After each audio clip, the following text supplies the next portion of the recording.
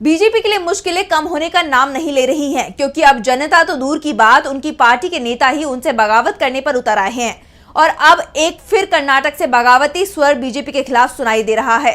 तो अब चुनाव से पहले किसने की है बीजेपी से बगावत, देखिए इस रिपोर्ट में। गुजरात के बाद अब बीजेपी के लिए कर्नाटक में भी लोकसभा चुनाव में जीत पाना मुश्किल होता जा रहा है। जहां गुजरात में राजपूत समाज ने बीजेपी के खिलाफ मोर्चा खोल रखा है, तो दूसरी तरफ कर्नाटक के एस ईश्वरप्पा ने बीजेपी के खिलाफ अब बगावती रुख अपना लिया है और उन्होंने ये ऐलान कर दिया है कि मैं चुनाव लड़ूंगा और बीजेपी को शुद्ध करने के लिए ये चुनाव लड़ रहा हूँ।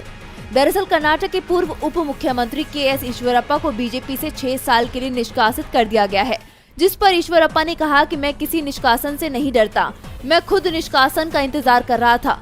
मैं शुरू से कह रहा हूं कि मैं चुनाव लड़ूंगा। ये स्पष्ट है कि मैं चुनाव लड़ूंगा और ये भी स्पष्ट है कि मैं जीतूंगा। मुझे अभी तक निष्कासन पत्र नहीं मिला है। बता दें कि सोमवार को लोकसभा चुनाव के दूसरे चरण के लिए नामांकन पत्र वापस लेने का आखिरी दिन था, लेकिन ईश्वरप्पा ने नामांकन वापस नहीं लिया, जिससे गुस्साई बीजेपी ने ईश्वरप्पा को पार्टी से निष्कासित करने का आदेश जारी कर दिया।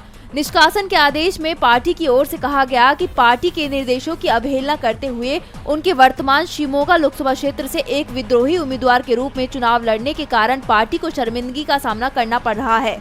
ये पार्टी अनुशासन का उल्लंघन है। तत्काल प्रभाव से सभी जिम्मेदारियों से मुक्त कर दिया गया है और 6 साल के लिए पार्टी से निष्कासित कर दिया गया है।